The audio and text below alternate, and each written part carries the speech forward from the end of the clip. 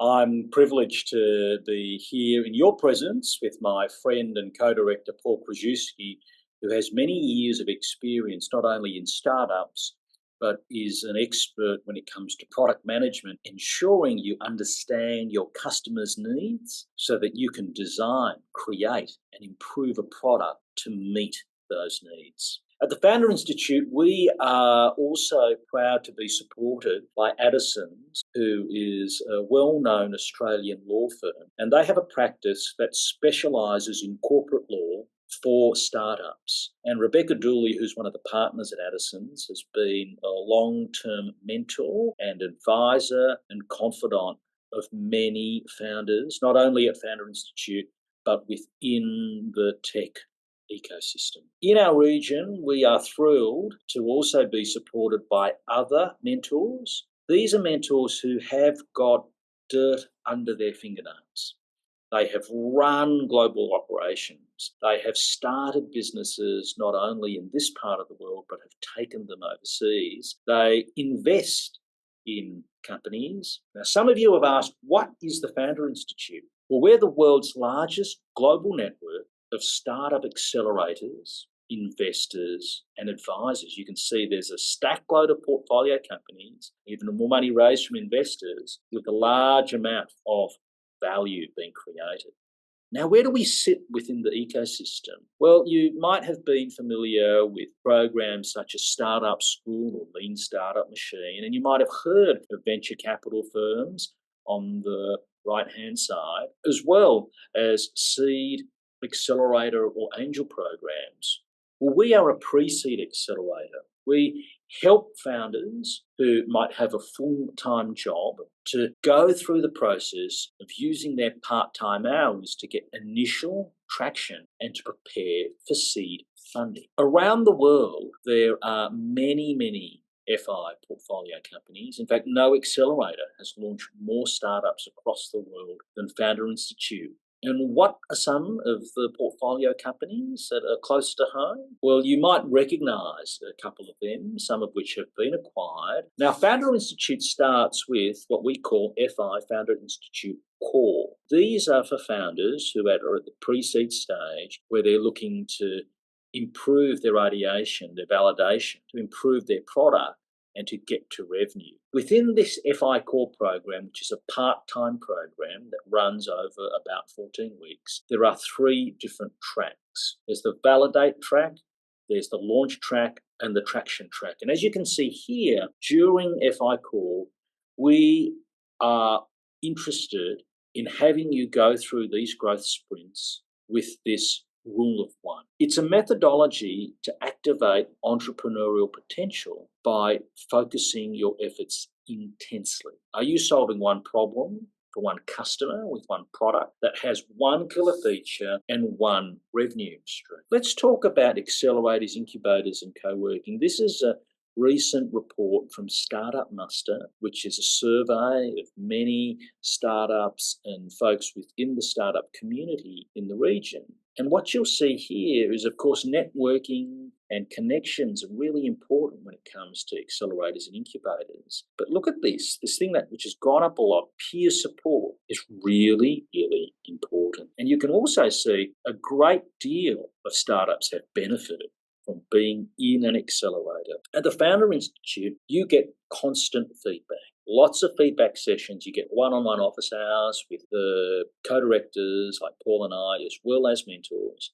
And then there's also peer-to-peer feedback from your working groups, because other people who are taking part in the program may have a deep expertise in a field that you may not have. Now, what happens after the program? Well, there is a lifetime of support. There's access and support from the Founder Institute team in Silicon Valley. There's a whole range of resources, and there are what are called advanced accelerators to help you get a lead investor, to help you build your leadership skills. And here's what happens as you go through the process of the funding lab. In 10 steps, you go through this process of building momentum and closing a lead investor. I'll show you some of the alumni benefits, and you can check it out at fi.co. You get access to private events, a private email list, and over 3 million Australian dollars in partner discounts. You also get access to all of the Founder Institute sessions. So the global ecosystem at Founder Institute is about building communities, building startups, and also helping to build funds which can in turn invest. We're here to help, but Founder Institute is hard. It's no walk in the park because building a fundable startup is harder. We're not like the encouragement awards in primary school. We are the most raw street program out there for startups, says Jason Calacanis, who's the host of This Week in Startups, very well-known angel investor. We empower, we push for honest feedback. Now, one of the things that I would ask you to do, if you haven't already, is take advantage of our Founder DNA program. You can do this online. It takes about half an hour. Paul and I have done it a few times. And this will give you a report, a free report on what is your personality type and how you might be thinking about co-founders or other team members so you can form a team that is primed for success. We're going to be running more Founder Institute events. Well, first of all, thank you so much to both Benjamin and Paul for having me. For everybody who isn't part of Founder Institute already, I highly suggest that you join or get involved as much as you can. I'm not getting paid to say this, but being a founder myself, I know how lonely the journey is and how helpful it can be to have people around you who are going for the same journey, who can help you along the way. So if you haven't done so already, please reach out to them. Such a worthwhile thing to do. What I'm going to be sharing with you is how to grow your sales and your business faster and easier with AI. So hopefully this is the right session. Hopefully you're not coming along to HR session or operations session. That's not me. This session is around growth. And more specifically for me, when I talk about growth, I focus on kind of top line revenue. So I look at things like leads, sales, customers, profit, marketing. That's kind of my area of specialization. So, I know there's a lot of great AI people who can do the operational side, automation side. This isn't quite about that. This is more about how to use AI and leverage AI to go out to market and get more customers back and get more sales and get more revenues. Again, I'm going to be very honest here. I am not the guy who's going to come in and say, here's how you build a 50 agent bot, with Make and automate the entire back. I'm going to show you some very simple things that you can do with AI that all business owners can do, especially if you're a startup founder, to accelerate the sales. And I'll explain more of that as we go. But really, it's about the strategic side tonight, but leveraging AI to get the strategy happening a lot faster. A little bit about who I am. So I am what I would consider an accidental an entrepreneur.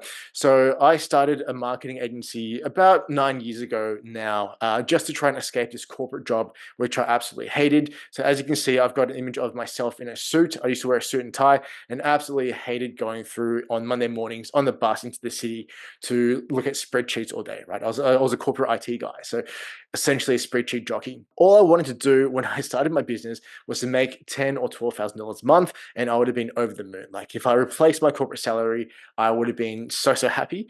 And I stumbled along and struggled for the longest time, but somehow accidentally managed to build my marketing company to multiple seven figures across the course of 8 years, serving over 380 clients directly in that time and generating over $50 million in sales for those clients. During that time, I had the pleasure and the luck and just the honor of serving some amazing companies, both here in Australia and also overseas. So companies like Air Wallets was a great client of ours, helped them very early on to the point where they had 85 salespeople in their team.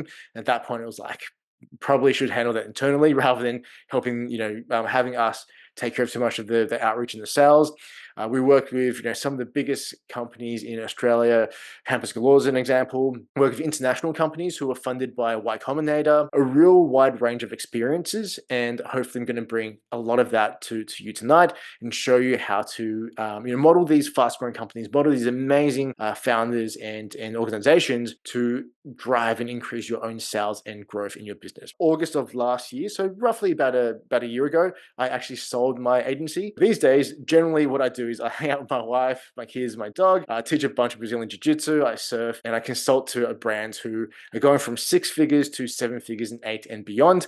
And also done a little bit of angel investing here and there, including some through people that I've met and founders I've met through Founders Institute. So an amazing organization again. And if you're not involved already, please get into it. With all that being said, let's get into the content piece, right? So what I'm going to be sharing with you tonight is essentially how I look at business growth and sales growth and how I use AI to really accelerate all of that. So again, I'm not going to be showing you, how to build 52 agent bots that all talk to each other and automate everything under the sun and go make you and buy you coffee. That's not what this is about. It's about taking the basics and doing it really, really well and really using the basic AI things to accelerate your growth and your sales. So what I'm going to show you can all be done with ChatGPT 4.1. The paid version is great. That's all you need, like $20 a month US, and you can get everything that I'm going to show you here. And so really what the focus is, it's on strategy and not so much tools, right? Tools are an accelerant. I'm going to show the strategies and then how to use the tools to execute a lot faster and get more sales coming through. Imagine that you ran this amazing bakery in Queenstown, New Zealand. If you haven't been, probably my favorite bakery on the face of the planet. It's called Ferg Baker. It's next to the famous Ferg Burger. But imagine you ran Ferg Baker and I'm a competing high startup coming into your market and trying to take your market share and trying to take your customers. My question to you is, if we were competing, right, if we were going head to head in pie sales, what would you want or what would you need to beat me at the market, right? There is only one thing that I really, really need to win this competition and beat everybody else. The one thing is a hungry crowd, or better yet, a hungry and drunk crowd. Even if you have mediocre pies, if you think about a crowd outside of a football game or a rugby game, the person selling pies would sell out, right? It doesn't matter about the marketing or if you have a hungry crowd, they will come and they will find you and they'll buy every pie that you've got and you'll make a lot of money. Essentially, what I'm going to show you today is kind of like a 3-step method to essentially find a hungry crowd, right? Because I'm going to say something really controversial, especially for a marketing guy, but marketing is overrated and I'll explain why. So in case you heard that and say like, this guy, marketing guy saying marketing is overrated, I'll explain why, but everything I'm going to show you tonight is condensed into 3 steps. And I'm a big fan of simplicity, right? Simple scales, complex fails. So what my philosophy is, let's find the hungry crowd. Let's make them an offer or find them a painkiller solution to their problems. And then let's serve more people. And I'm going to show you how to use AI to accelerate all of this and get things done a lot faster. How to use AI to find a hungry crowd. The other way to look at what a hungry crowd is, right, is the term product market fit. So hopefully you've heard of that. Product market fit, or you can also say it's having an amazing, irresistible offer. The philosophy behind it, right, the way I like to enter markets and to grow businesses is not to try and create demand, because it's really, really difficult, really hard to actually go and create demand. And in fact, I'll say it's almost impossible unless you have a stack of funding. Right? Unless you've got millions and millions in the war chest, it's really, really hard to go and create something out of nothing and get people to want that something. When I work with clients, or when I worked with clients in the past with my agency, when I consult to clients now, generally I like to find products or services that meet a demand that's already there. And then the question is, how do we get you in front of that demand and position it in a way where people actually want what you have to sell? So that's what I mean. Marketing is overrated. And I'm going to show you an actual example from one of the consulting clients I'm working with now, where, and I'll take for the numbers and show you what they're doing to prove this point, right? Product market fit is everything. So 80% of what we do, or 80% of what I do with AI is using it to accelerate us getting to product market fit. This is how I look at growing a business. So there's 4 categories that I look at. And these 4 are, businesses, for example, on the top left here, where they have really great product market fit, but they've got mediocre marketing. Right? If you have mediocre marketing, but you've got amazing product market fit, you will still grow your business really strongly. The flip side of that, the opposite, is if you have really bad product market fit and mediocre marketing, your business will essentially flatline. Your sales will flatline, right? That's not a good position to be in. You can have amazing world-class marketing, but not the right offer, not the right fit, and it's still going to be very, very slow to growth. So I will stick my hand up and, admit that when I worked in my agency, we had clients like this who had super complicated products, who had, they just timed the market really wrong. They were either too early or too late. And even with all the marketing we had, even with all the experience, it was really slow to get them traction and to get them growth. So one of the key things I look at is, if that's, where you are or potentially where you're going, pivot as soon as you can to a place where you've got better product market fit and better marketing, because that's when the real growth happens. I'm going to take you through this example, and this is, the company I was talking about, and it's really funny. And I'll give you a story about this company. So it's a company that's selling Brazilian Jiu-Jitsu courses and teaching Brazilian Jiu-Jitsu online. So I've been doing it for a long, long while, and my business coach actually said to me one time, "Why don't you go into business and do some kind of Brazilian Jiu-Jitsu business, sell some courses?" And I always said, "No, there's no money in it. There is no way I'm going to do it because people aren't going to buy the product." Until just a few weeks ago, I ran into this business that's doing 6 figures a month in sales, right? 6 figures a month, completely bootstrapped with massive, massive profit margins. And this business, every dollar they're spending on advertising and ads brings back $12 into the bank account. All right, so every dollar that they put out, $12 comes back. Amazing business. They said themselves, "Hey, we've got really, really average marketing." And they always downplay, "Hey, our marketing's really bad. It's super basic. Look at everything we've got. It's not great." In a way, they are kind of right, but in another way, I think they're also geniuses, because they've proven that, for them, they've just nailed the product marketing fit. So even though the marketing is kind of average, like there's nothing spectacular about it, they are growing, like, they're doubling.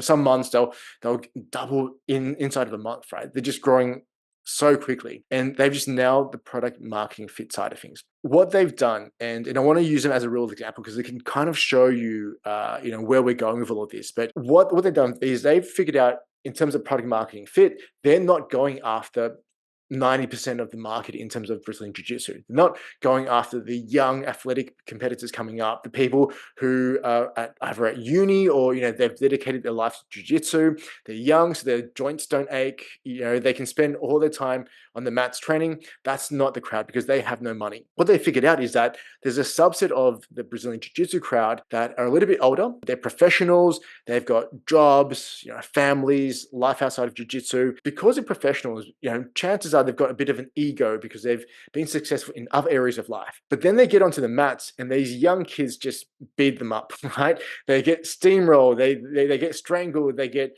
their limbs put into different directions, and they just do not like that. But the problem is they can't go as hard as they want to, because they've got a meeting at 9 a.m. So they can't turn up to a 9 a.m. meeting with a black eye or with like marks all over their face because they've just gone completely crazy. This business has figured out the product market fit for their products is going after this older demographic who actually have money. And because of that, they are doing multiple 6 figures in profit every single month. And they've only been in business for about a year and a bit, and they're doing multiple 6 figures per month. That's the power of having great product market fit. What does that mean? Well, it means that if we can use AI to find our product market fit, everything else becomes much, much easier. The marketing becomes so much more easier. With this example, I'm going to go through and give you an example of a business now. And I'm going to show you with this business, which is a sleep consultancy for new parents.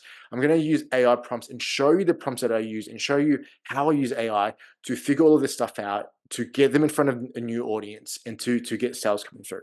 Taking this example of a sleep consultancy for new parents, in the past, as a marketer, as a business owner, what we would have had to do is spend a bunch of time on research. Every single client that came in when I used to run my agency, I used to read blogs about the market, right? So for example, in this example, you'd have to read new parenting blogs. You'd have to join parenting forums to see what the other parents are saying. I used to go for hours and hours of Reddit just doing research and just following threads through Reddit. I used to look at Amazon book reviews and read every single review to say what's missing, what are people asking, what are people saying in the market. I had to do this kind of pesky thing, because talking to actual people, right, interviewing actual people to figure out, hey, what does the market actually want? What is the market saying? And I'd buy every newsletter or magazine in the space. Here's where the AI comes in. Rather than doing that, you can very, very easily get AI to shortcut weeks and weeks of learning and give you the right information. So for example, in this sleep consultancy business, I would go to ChatGPT, and using ChatGPT 4.1 or 4.5, which is at the current stage, the research module, which is amazing. I would say things like, put yourself into the shoes of a new parent and your child isn't sleeping well, and walk me through a day in your life what does it look like, and give me the emotions and feelings you're experiencing in as much detail as possible. And I'm impressed with how much AI can read or can try and interpret human emotion from their side, but it goes through, and you probably can't see these because it gave me this massively big response, but it gave me point by point, time by time, exactly what happens in the life of this busy parent. So it goes from waking up at 3 a.m. because the baby's woken up again, and just tells this amazing story, which is deep research on what it's like to be a parent with a child who's just not sleeping. Now, I picked this example because my kids are a little bit older, 13 and 10. So it was a little bit a while ago, but even then, it kind of brings like memories of, hey, when they were growing up, here's what happened when they weren't sleeping, right? So I can kind of look at it and go, is this correct or not? But it gives me this emotional thing where it looks at all these different things that your market's probably thinking that your market might not even know themselves. And it's done this by collecting all these resources and scraping the internet and all the forums and Reddit and pulling it into its data that is presenting back to you. When it's doing that, it's saving you hours, days, if not weeks of research and presenting it back to you in a very digestible format. Off the back of this, right, what we then generally do is I like to go deep, and I'll get it to go, okay, now I know what a day in the life looks like. Give me your ideas of what the top 5 bleeding neck problems are for this market. So I'm going to talk a lot about the bleeding neck problems and go deep into that. But essentially what I'm trying to do is find the thing find the 5 things that are the most frustrating or painful for our market. Because as we talked about previously with a product market fit, what we're trying to do is we're trying to build products or services that solve a particular problem and gives a lot of value relative to the price. Value to price, meaning if we're charging $1, can we give $10 of value? And it's sometimes really hard to quantify, but that's how I think about problems, and that's how I think about sales and going through things like that. Essentially, what I'm using AI for at this point is I want to know our target market's pains, frustrations, and struggles better than they can know it themselves. If they're going for the pain, they're very focused on the trees. I want to see both the trees and the forest. So this is essentially how I'm using AI at this very important step to figure out and to do deep research. Essentially, what I'm looking for is what are the emotional triggers, or what are they saying to themselves in their minds, right? So as a parent whose kid isn't sleeping, what doubts or frustrations am I coming across, right? How am I feeling, right? How do I feel when I wake up at 3 a.m.? What about when I'm going about my day? Like, what are the biggest things in marketing? The term is enter the conversation going on in their minds. Because if you can do that, it's literally like a Jedi mind trick. You can get on their side and get so much empathy and understanding from them by presenting their problems back to them. So that's essentially what I'm trying to get through. I'm trying to get through deep research. You should still do deep research. You should still interview, but this gets you a lot further of the way to doing that. So you don't have to spend weeks and weeks just getting a surface level understanding of the market. You can really go deep into market psychology. So if you don't know your ICP, if you don't know their pains, if you don't know the frustrations, you shouldn't be doing anything else. You should be getting such a deep understanding of what your customers or your clients are thinking, feeling, doing, because that's going to inform everything else that you do, whether it's marketing or sales. That is the first starting point. So if you don't have that done already, I really suggest you go through and do that. And when for example, I've got a few products or businesses I've had a hand in acquiring or I've got an equity in. When I bought the businesses or when I partner with those businesses, I actually go through deep research and I print them out and stick them up on the wall so that when I'm working on those businesses, I see the pains and frustrations and I always refer back to it because that's what's going to drive the business forward, right? We're solving problems. This part is really about, we've got some understanding of the pains that are going on in people's lives, right? In the lives of our customers, in the lives of our clients. This is the part where we're trying to merge what we do in terms of our product or service to become a painkiller. So the analogy is there are 2 ways to look at the problem. One is, first of all, we need to make sure we're tackling bleeding neck problems. So these are problems that if we don't solve it, bad things are really going to happen, right? So bleeding neck problems are very painful problems, they're very urgent problems that our market really need to solve. And the way that we want to solve this problem for them is looking at it from a perspective of a painkiller versus a vitamin. So if you're in pain, you are looking for a painkiller, right? You generally do not care what the cost is for the painkiller. You're in pain, you need to move out of pain. you will pay more, or a lot more for the painkiller than you will versus a vitamin, which is nice, but you don't really know the effects. It's long term. It's nice to have. It might make you feel a little bit better, but you're not in pain. It's not urgent, and you're not compelled to buy the product or service right here, right now. In general, at this point in time, we have an idea of what the bleeding neck problems of our market are. This is where we use AI to come up with a hypothesis of how our product or service can actually solve the problem for them and become a painkiller. Going back to the last example here, where we're a sleep consultant for new parents, the first thing I do is, after we've done a deep research, I would use a prompt like, given everything that we know, given all the stories you told me and the emotional pain and frustrations and struggles of a parent whose child isn't sleeping, give me a summary of my bleeding neck problems, or the top 5 bleeding neck problems for me. As you can see, ChatGPT will go through and go, hey, well, first of all, you've got physical and mental burnout from no sleep. Pretty accurate. There's constant fear of failing or getting it wrong, which I think is, this is, for me, as I look through this, it's a magical point, because it's like a quiet pain that a lot of parents won't even talk about. But when you put that in front of a new parent, it's very real, right? Emotionally, it's very real. The third is, the isolation and sense of losing my own life. Again, one of those things that parents don't even dare to speak about. If you put it in front of them, they're like, oh man, this person gets me. It can also be creating relationship friction and guilt, and also never truly switching off or feeling safe. So ChatGPT does a really good job taking everything that it's given us and summarizing it into bleeding neck problems that we can tackle with our product or service. Here's where I'm going to differentiate and give you 2 paths. One is, if you're at the point where you don't quite have a set offer yet, or you're open to changing your offers, this is a prompt that I like to use to create, that solution or that offer, right? So I'll say something like, help me brainstorm my offer, go back to the pain points and think about what would be the ultimate offer I can run, just to make an absolute no-brainer that would get the market breaking or knocking down my doors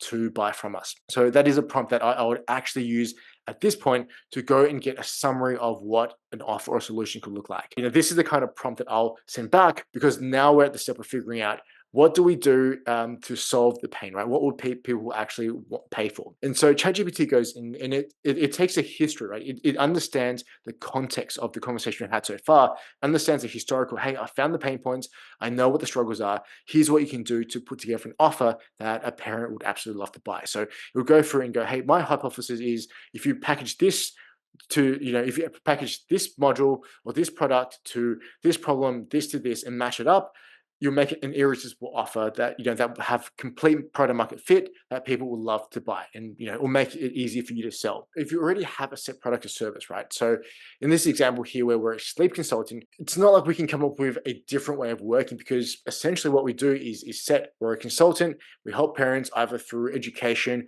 or through just helping them with the sleep side. There's not a lot of fancy things that we can do outside of just giving them information and support. In that case, if you have a very set product or a service, and this is very particular for B2B as well, right? Sometimes in B2B, it's impossible to create this amazing offer, because it's just not scalable, or just not possible to deliver. This is a great way of reframing what you do to be their painkiller. What I'll say to the prompt is, I want to match what we do as a service or a product to their bleeding neck problem. Now, I want you to go through and give me a step-by-step for each of the top 5 pain points, and show me how what we do actually matches or can help our audience, right? And then I'll give it a bit more context. So I'll say, in this example, we're a sleep consultancy for new parents with kids who struggle with sleep. And what we do and what makes us different is that we use a mix of cutting edge research and science with ancient or traditional strategies or methods that mothers have been using for generations. So that's all made up, by the way. This I don't have a sleep consulting business. This is just a hypothetical. But this is how I think about the solution, and how I use AI to go and get me that solution. Then get it to go through bit by bit and give me links directly back to the top 5 pain points. I've now got my pain points. I've got the top 5 and the emotional side of it as well. And what I've done this step is, I've now matched the solution or the offer or the product or the service to each of the different pain points. So I've addressed how our services or our products can solve the biggest pains or frustrations in our customers' lives. AI generated value proposition mapping pretty much sums up what we do. As you can see here, right, you get really, really detailed walkthroughs from ChatGPT as it goes through. So it will give you, number one problem is, chronic exhaustion that doesn't go away. Here's how our product or service solves that for you. Number two is feeling like you're doing everything wrong. Here's how our product or service does that for you. And so what this does is it just builds your marketing and sales arsenal so that when you hear a particular pain or a particular frustration, you know exactly, you've got the ammo in, or if you've got the tools in tool belt to say, hey, if this is you or if this is the thing that you're struggling with, here's what we do and here's how we do it and here's the end result. It makes marketing and sales so simple because you're just talking to the benefit or the end result rather than the features, right? And that's what we want to be doing as business owners and marketers and as salespeople. I'll then go through and prompt it and go, okay, great. You've given me the detailed step-by-step of what we do and how we act as a painkiller. Give me a summary that I can use across our websites, our emails, any asset that we have. Give me a summary that I can easily take and use to do our selling with. So then ChatGPT will come through and go, okay, well, here's your summary, right? We help exhausted, frustrated new parents finally get the sleep and peace that they desperately need by transforming chaotic nights into calm, predictable routines. So see how already it's using the right language, is using the pains and turning it into benefit. Right? It's future pacing what we want to do. It then goes and talks about the features. So using a powerful blend of cutting edge sleep science and wisdom of centuries of parenting traditions, yada yada. Like it just gives you the solution and how you talk about it, so that when you're in front of the market, you've got this in front of you. That's the second part, right? Where we look at what we're going to be doing with this and how we're going to be matching that to the pains that we talk about. I really like that ChatGPT can actually go to external sources and look at the internet and look at web pages. So that's generally the one I use. There's so many other good platforms, and they're always changing. So generally, I find it's much of a muchness. I'm really only using it for deep research. So for me, ChatGPT and the newer models especially are pretty amazing. So far, what we've got is we know exactly what our market's biggest pains, frustrations, and struggles are, and we know this better than they know it themselves. We also know exactly how our products or services solve those bleeding neck problems, right? So the first two modules were all about this. So next, we've got a theory that, or a hypothesis, let's say, that ChatGPT has given us, right? It's given us a hypothesis on what the biggest problems are. It's given us a hypothesis on, hey, here's how your product or your service solves these biggest problems. And so next is, well, let's try and get this in front of more and more people. Traditionally, right, this is where AI really comes into its own, because traditionally, even on top of the research piece, even on top of the solutions piece, traditionally what we would have had to do is things like hire an expensive agency.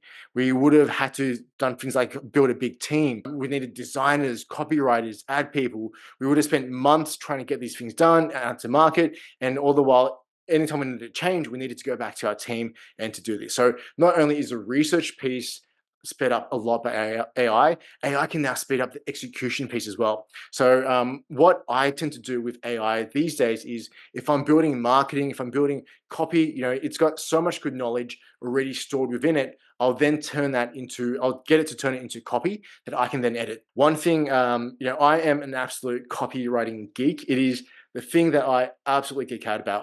Copywriting as in not like the TM kind of stuff, but copywriting as in creating words on a page for marketing and sales that gets people to take action.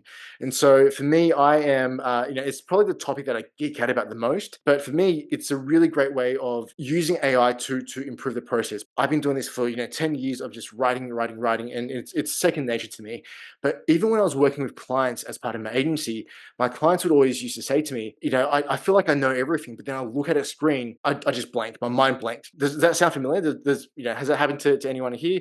Let me know, right? You feel like I know my business, I know my customers. The second it comes to writing emails, the second it comes to creating, putting stuff on a web page, you just stare at a Google Doc and the thing flashes at you and just like, what do I write here? And this is, might be a little bit funny, but when I had clients coming through as part of my agency, my clients would say to me, oh, I just don't know how to write copy. But the second I gave them copy that I wrote, they just turned into like the best editors in the world. They're like, this is wrong, change that, do this, do that, because it's so much easier for them to go and edit things than it is to go and create from scratch. And so that's the other side of AI, right? It just makes it easier for you to edit rather than having to go and create. What I'll then do is, given this example that we've seen, going from figuring out the problem, going from figuring out the solution, and then going through finally, to looking at serving more people, what we then wanted to do here is go and say, hey, with everything above, help me map out a plan or a sales funnel, and what would it look like to get leads coming into our business. So we've got the pain hypothesis, we've got the solution hypothesis. Now let's go and create an actual plan from all of this. ChatGPT will go and say, yep, we've got a sales funnel plan. Here's what it does. Here's the stages, and it'll actually give us an entire plan to execute for our marketing and also for our sales. Now, as we were, and it will also give you angles that you can use, hooks you can use. It will even go through and create sales scripts that you can use to do all of this. So I find it absolutely amazing to get the assets you need to go to market. Word of warning, AI can be known as the great bullshitter, right? So you really absolutely have to check everything that you're pushing through it to make sure you're getting the right information, right? To make sure you're getting the right outputs. So just to give an example, a business I was consulting with just a few weeks ago, they had a ChatGPT created sales and marketing plan. What it was a B2B business that did enterprise or corporate level customer experience. ChatGPT actually spat out a business plan where their focus would have been on Instagram. And so if you know on the marketing side, Instagram is very B2C, it's very direct to consumer, and companies or corporations generally don't go and buy enterprise agreements through something like Instagram. But based on everything ChatGPT had, that was the plan that it actually gave. So be very, very careful when and validate everything that you're pushing through AI. It's going to cut down your research time. It's going to give you so much great information, but essentially, garbage in, garbage out. Anything that you're doing with marketing, give it some context, right? With all the GPTs I use, for example, if I'm writing emails, I'll feed it email sequences that I know work really well in the past and use that to seed the next email sequence that I'm writing. So really, you've got to give it the context, give it some data, give it some examples to get the good output. One, find your hungry crowd, right? Get in front of a hypothesis as quickly as possible. Find the hungry crowd, find the people. Two is use AI to generate a hypothesis on how you can help them, right? How can you be a painkiller solution for them? And three, use it to create a plan to get in front of more people and to serve more people. And just on that as well, you can also feed, sales calls, sales email, sales data through to AI to analyze this information and feed it back. So it's like a continuous loop. AI helps you find the problem, helps lay out the solution, it helps you to solve more people. And as you get in front of more people, you feed that back to the loop again and start all from scratch again. And you iterate really, really quickly, get better really quickly, and improve by 1% every single day. In terms of all of that, there is a plan and strategy that I will leave you with. And this is something that I absolutely swear by, and this is something that AI can help you to get done so much faster. And it's my formula of 100, 100, 100. So what it is if you want to really accelerate the growth of your business, all you have to do is 100 outbound emails per day, especially in B2B. This will be transform a business. And for a company, for example, like Air Wallets, who I consulted to and worked with back in the day, this was like the formula, right? Each rep sent 100 outbound emails per day, and that filled their pipeline. Now, you can also spend $100 on ads. And if you do that consistently for 100 days, it'll massively have an impact on your business. You can take AI, can accelerate, but honestly, what AI is really, really great at and how I use it to drive sales and drive growth is just enable you to take massive imperfect action. That's the theory component of it. Here's how you can contact me. LinkedIn's probably the best way to go about it. I've dropped my email on here through my Scale Tribe email address. I do have an AI cheat sheet and a few resources I'm always creating. So if you want those resources, let me know. And as I create them, I'm happy to share them with you as well. Let's jump into questions. AI is changing so quickly. So when I had my agency at our peak, we had about 20 team members. Most of them were based in the Philippines, but we had a massive team of 20. In the past 2-3 months, there's been changes in AI that's come out that pretty much, if I still had my team of 20, could have reduced them to 2. I honestly believe that in the next few years, we will see the first billion-dollar business run by a single founder or 2 founders with a bunch of AI. I think AI is, especially for lower level work and tasks, it's really going to automate and just smash at everything. So my personal advice is, even if you've got funding, keep it as lean as possible. Keep yourself as hungry as possible, because resourcefulness is one competitive advantage you can have in your business. Until you get to the point where you're working, all founders work 80 hours a week, but until you're really consistently doing it and you just can't push the boundaries, I would stick with AI. The only time I would hire is to bring external knowledge or experience that you don't have, right? If you can do a task, find a way to either to automate it, or if it's not that important, maybe even eliminate it or delegate it. But delegation only, I generally like to hire only for experience and expertise that I don't have myself. That's when I start looking outside. The 100 rule, can I get info once again previously? Okay, so the 100, it's a rough guideline and formula I've got in terms of rapidly accelerating company growth. It's 100 cold emails, $100 in ads done for 100 days. What that does, it's a rapid iteration of pretty much just a quarter, right? Like, it's 3 months, 90 days, 100 days, it's 3 months. But in 3 months' time, you can have a theory about the market in terms of the pain and frustrations, have a theory about how your service tackles, your product tackles that, and go to market and rapidly test that. So if you can do 100 cold emails per day, $100 in ads per day for 100 days, you are going to get so much market validation and feedback. It's going to just help your business to grow, because essentially all you're trying to do in business is you're doing little small pivots and tests until you find the perfect product market fit. When you get the perfect product market fit, your business takes off like that. Like with the Brazilian Jiu-Jitsu guys that I showed, they just nailed product market fit and they just took off, like they're taking off. So that's essentially what we're trying to do with the 100. Seems like it would only work once you have product market. No, so the 100 is to get you to product market fit. When you get product market fit, it's 1,000. It's when you find product market fit, you've tested the way and things are working well. That's when you pour gasoline on it. So 100 with this AI process, which I've shown, allows you to rapidly test the market until you find product market fit. Dave, you've got to quit. So do you mean stick to email and paid ads for the first 100 days without website and social media? Yeah, absolutely. Definitely, Dave. So there are businesses out there, Dave, who are doing multiple 7, 8 figures that don't even have a website. My father-in-law's business, he's a stonemason, right? So he creates amazing kitchen bench tops, multiple 8 figures, doesn't have a website. Haven't had one for 10 years, more work than he can handle, makes a bucket load of money, no website. So he's just found his own product market fit in that he works with bigger building companies. They give him a bunch of work and he's never had to do marketing, essentially, except for talking to more builders. So yes, you absolutely do not need a website or social media to do 100. You will need social media, I should say, as a very basic profile to run advertising, but you can absolutely do cold emails without. AO asked, is the 100 with or without product?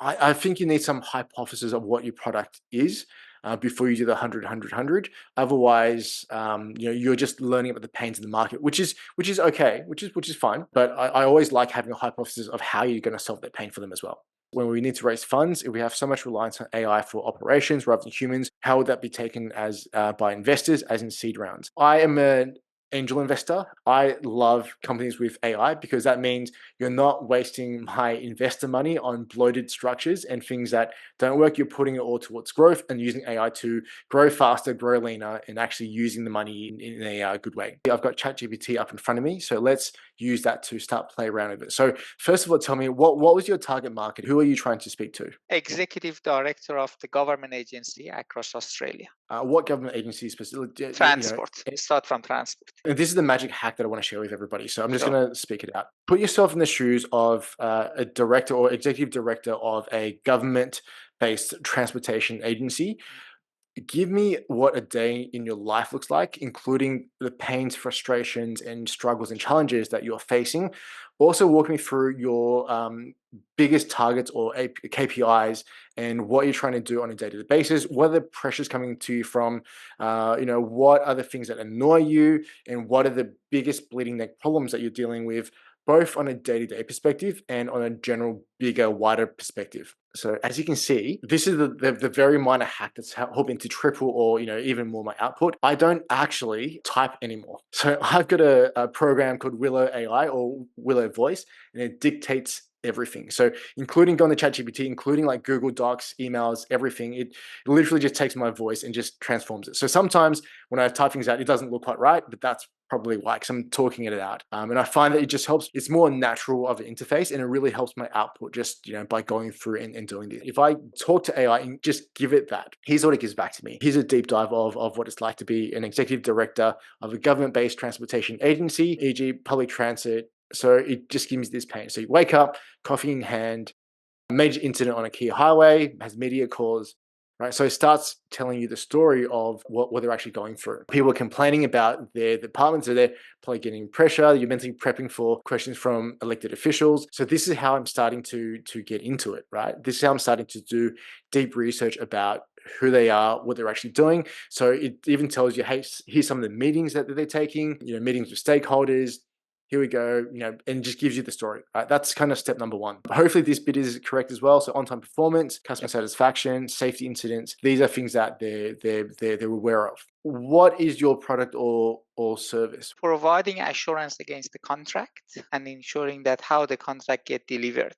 Okay, so as a service, we use AI and automation to provide assurance against the contracts and make sure that the contracts get delivered correctly, at the targets are met, and that it gets delivered in the right way, in the right fashion, and that everything is above board with contracts. Given all of that, match what we do in terms of our offer and our services and our products against the biggest pains or frustrations in the life of our customers. Tell me from your perspective how what we do matches exactly and solves their biggest bleeding neck problems. Also, tackle their 5 biggest bleeding neck problems and give me a rundown of how our service solves all of this. All right, so as you can see, I've just talked all of that out, and it's going through and it'll give me a mapping, hopefully, of how it does all of that. Pain points being budget blowouts, cost overruns, how we solve it. So automated contract monitoring, smart alerts, dashboards. This is kind of the process, right? So then we work through it and go, okay, perfect. So now we know the pain, we know the potential solution. Now the next thing that we can say is, now I imagine with your audience, they're not the easiest people to get in front of. They're busy, not looking at Facebook advertising every single day, not exactly the best play to get in front of with something like that, right?